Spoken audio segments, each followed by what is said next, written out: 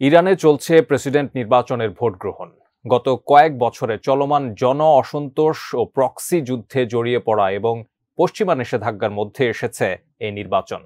তাই কার মাথায় উঠতে যাচ্ছে ইরানের রাজমুকুট, সেই প্রশ্নের উত্তরের জন্য চলছে দেশটির রাজনীতিতে এখন বহুমাত্রিক সমীকরণ। কে থাকছেন মসনদের দৌড়ে এগিয়ে, বিস্তারিত জানাচ্ছেন ইমতিয়াজ আলম। গত মাসে হেলিকপ্টার বিধ্বস্ত হয়ে প্রেসিডেন্ট ইব্রাহিম রাইসির মৃত্যুর পর ইরানে নির্ধারিত সময়ের এক বছর আগেই প্রেসিডেন্ট নির্বাচন অনুষ্ঠিত হচ্ছে। এই নির্বাচনের মধ্য দিয়ে ইরানের নতুন নেতৃত্ব খুঁজে নেবেন ইরানিরা।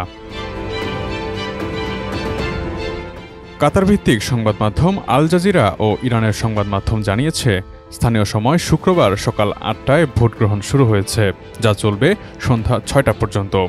তবে ভোটারের উপস্থিতি বেশি হলে ভোট গ্রহণের সময় মধ্যরাত পর্যন্ত বাড়ানো হতে পারে। সকালে ভোট গ্রহণ শুরুর প্রথম প্রহরেই ভোট দিয়েছেন ইরানের সর্বোচ্চ নেতা আয়াতুল্লাহ আলী খামেনি। ব্যালট বাক্সে নিজের ভোট দেওয়ার পর সর্বোচ্চ এই নেতা উপস্থিত দেশি বিদেশি সাংবাদিকদের উদ্দেশ্যে বলেন, নির্বাচন একটি আনন্দের দিন, কারণ এদিন জনগণ আগামী কয়েক বছরের জন্য তাদের সরকার প্রধানকে নির্বাচন করবেন। ইসলামী প্রজাতন্ত্র ইরানের শক্তিমত্তা ও সম্মান এই নির্বাচনের উপর নির্ভর করছে।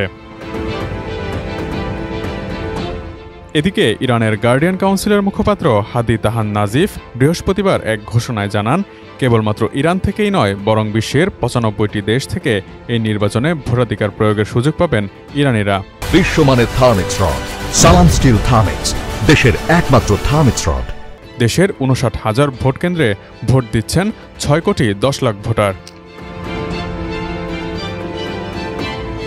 এবারের প্রেসিডেন্ট নির্বাচনে প্রতিদ্বন্দ্বিতা করতে আগ্রহী ৮০ জনের রেকর্ড পর্যালোচনা করার পর দেশটির সংবিধানের ১১৫ নম্বর অনুচ্ছেদ অনুযায়ী ৬ জনকে যোগ্য প্রার্থী হিসেবে ঘোষণা করে গার্ডিয়ান কাউন্সিল। এরপর এই ৬ প্রার্থী ব্যাপক নির্বাচনী প্রচারণা চালান ও টেলিভিশন বিতর্কে অংশ নেন।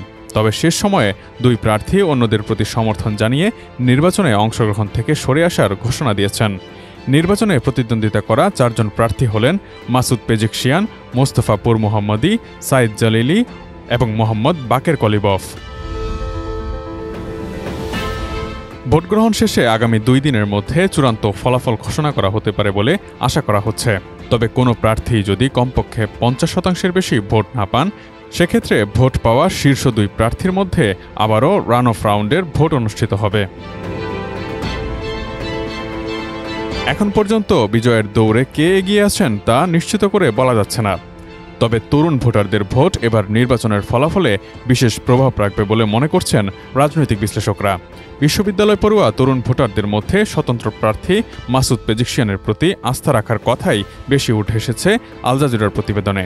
তবে শেষ পর্যন্ত ইরানের মসনদে কে বসবেন তা দেখতে হলে অপেক্ষা করতে হবে মাসের শেষ দিন চূড়ান্ত ফলাফল ঘোষণা করা পর্যন্ত। Imtiaz Alam, desk report, ATN news.